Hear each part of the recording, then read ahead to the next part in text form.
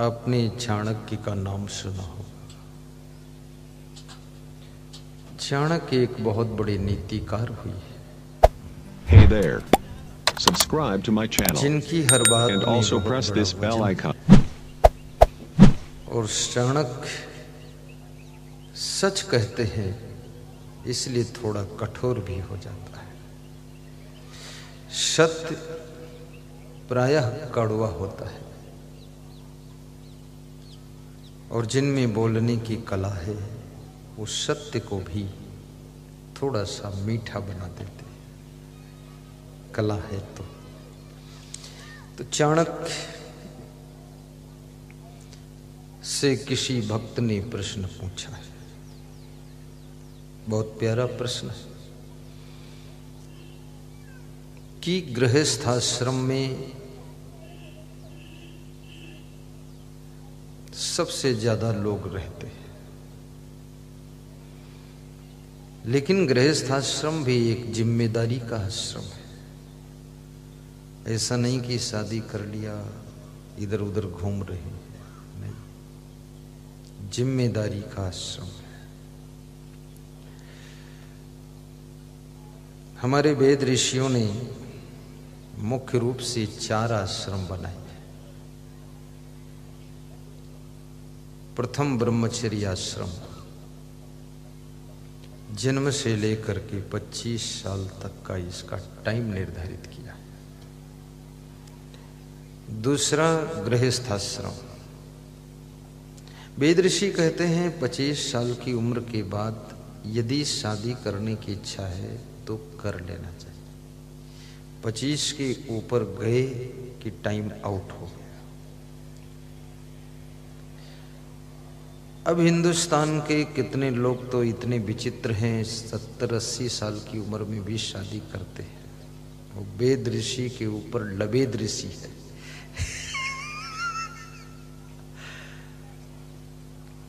बुढ़ापे में विवाह कर लेते हैं, लेकिन उनकी इच्छा है तो मैं क्यों बाधक बनूं?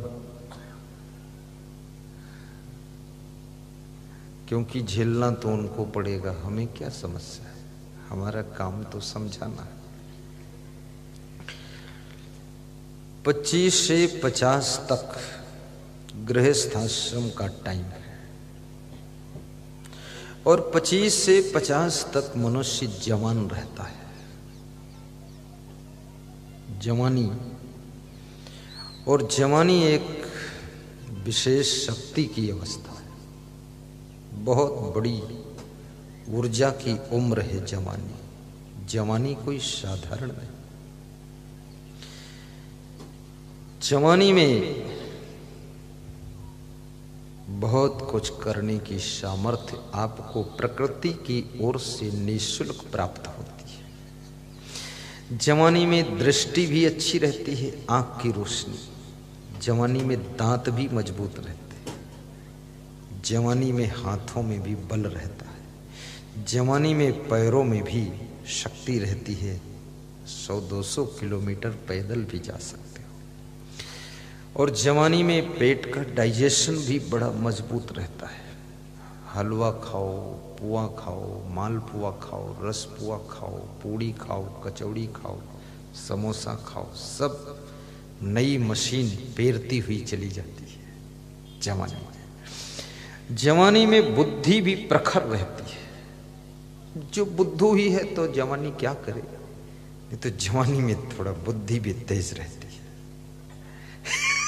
अब जिसके पास बुद्धि है ही नहीं, अब जैसे कोई कहे भैंस जवान हुई तो ये भी क्या बुद्धिमान हो जाएगी, वो नहीं होगी। हाँ, भैंस जवान होगी तो दूध ज्यादा देगी, भैंस बूढ़ी हो जाएगी तो दूध कम हो जाएगा। उसका दूध का विषय है, हमारा आपका बुद्धि का विषय है सबका। घोड़ा जवान होगा वो दूध भी नहीं देगा, लेकिन वो दौड़ेगा अच्छा, उसका दौड़ना विषय है। सबके सब्जेक्ट अलग है। तो जवानी 25 से 50 तक जवानी होती है। और जो मर जाते हैं पहले ही तो उनको तो जवानी नहीं मिलती है, अन्यथा ये जवानी कुदरत की ओर से निःशुल्क मिलती है। जवानी के लिए कोई शोर सिफारिश नहीं करना पड़ता, न किसी को रिश्वत देना पड़ता है, फ्री में मिलती है, अपने आप आ जाती जवानी। पशु पक्षियों को भी आती है, चिड़ियों को भी जवानी आती है, कीड़े मकोड़ों को भी जवानी आती है। अब जवानी जब आती है तो जवानी के साथ साथ में जोश भी आता है, और जब जोश आता है और जोश में यदि होश नहीं है तो ये जोश तुमसे बहुत गलतियां कराता है। और एक प्रकार का जोश नहीं आता, कई प्रकार का जोश आता है। थोड़ा क्रोध का भी जोश आता है, गुस्सा, सनक भी रहती है, ऐंठ भी रहती है, अहंकार का जोश आता है, वासना का भी जोश आता है। कुछ लोगों के अंदर कर दिखाने का जोश आता है। बहुत से लोग मुझको ऐसे मिले, जवान लोग, लड़के लड़कियां जो जवानी में एंट्री कर रहे थे, तो उन्होंने कहा कि हम दुनिया से कुछ हट के करना चाहते हैं। तो हमने कहा मना कौन किया है, करते क्यों नहीं? बोले आपका आशीर्वाद चाहिए। तो मैंने कहा आशीर्वाद है, कितना हट के करना चाहते?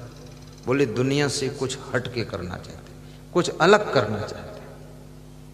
तो मैंने कहा अलग क्या करोगे?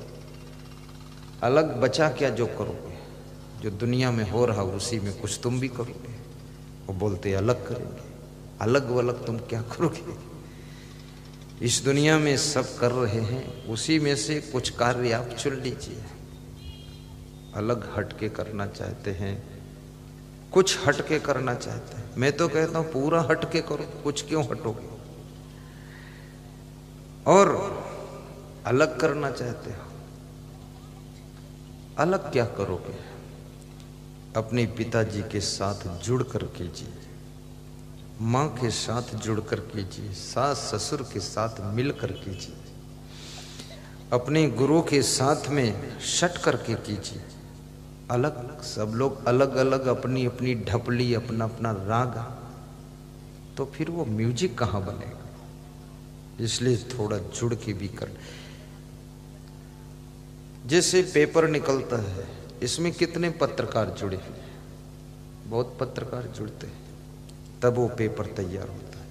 अब कोई एक पत्रकार सोचे हम अलग अपना निकालेंगे, अकेले ही रहेंगे, उसमें किसी दूसरे पत्रकार को ज्वाइंट ही नहीं करेंगे, वो चलने वाला ही नहीं। क्योंकि इतनी बड़ी दुनिया का समाचार सब इकट्ठा कैसे करोगे? इसलिए हट के नहीं, सट के काम करना है, जुड़ कर करना है और बड़ा करना है। धीरू भाई अंबानी भी कहते हैं, अच्छा सोचो और बड़ा सोचो, समय पर सोचो, क्योंकि विचारों पर एकाधिकार नहीं है।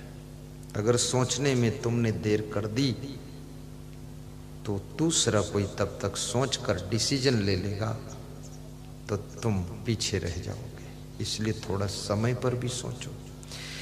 हर चीज का एक वक्त होता है, और उस वक्त पर आपने नहीं सोचा, डिसीजन नहीं लिया, वक्त निकल गया। जैसे गेहूं बोने का भी एक वक्त है, वो गेहूं बोने का समय निकल गया। अब तुम अप्रैल में गेहूं बो तो कैसे होगा गेहूं? गेहूं को यहां क्या कहते? पीसी कहते कि गेहूं है? गेहूं,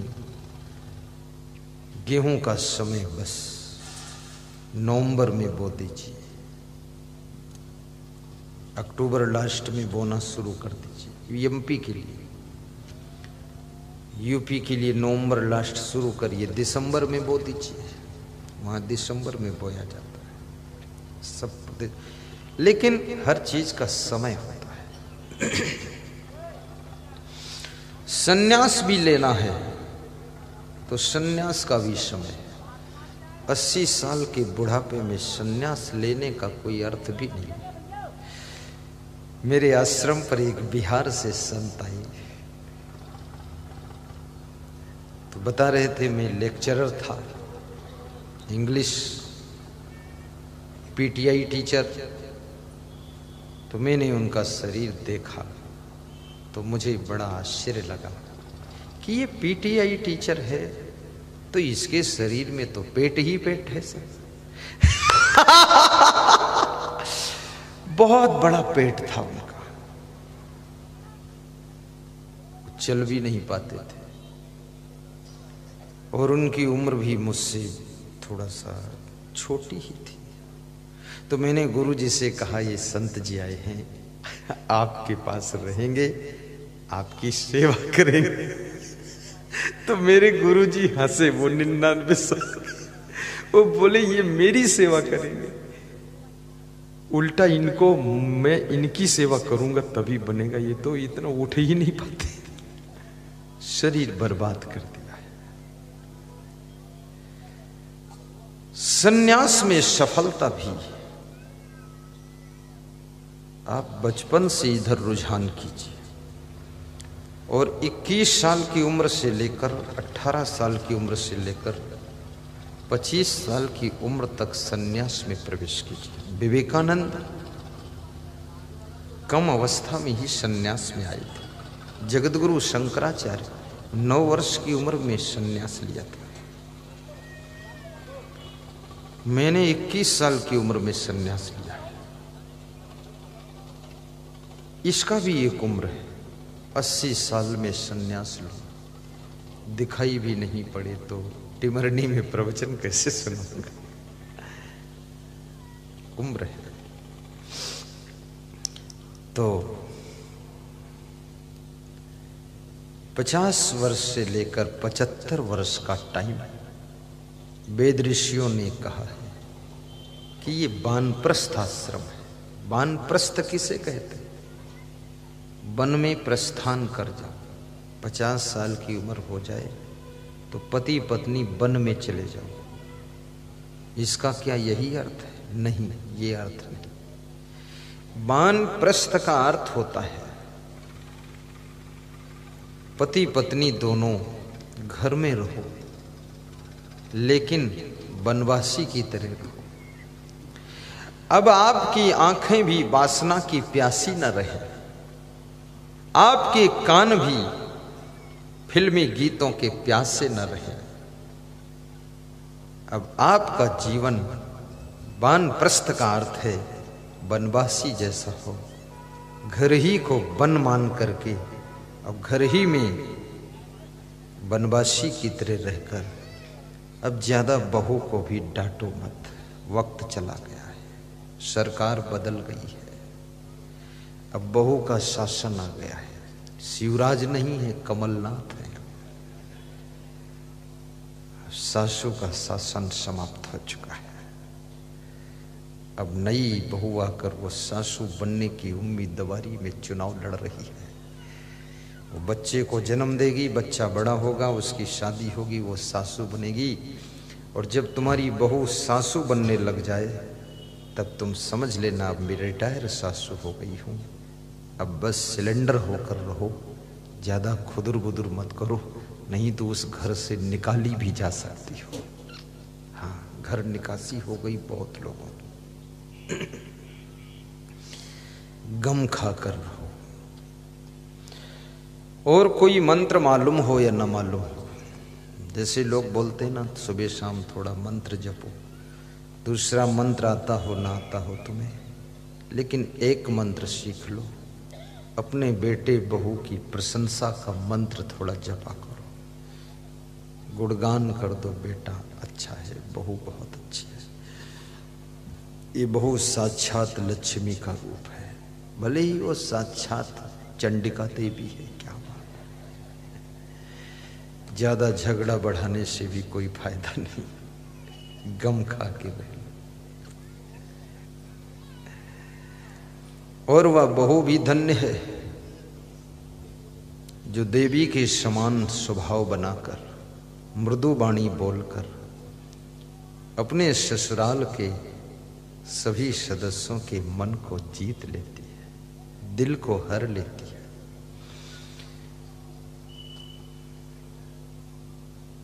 प्रिवाक्य प्रदानेन सर्वे तुष्यंत जंतवा, तस्माद् देव वक्तव्यम बचने किम दरिद्रता।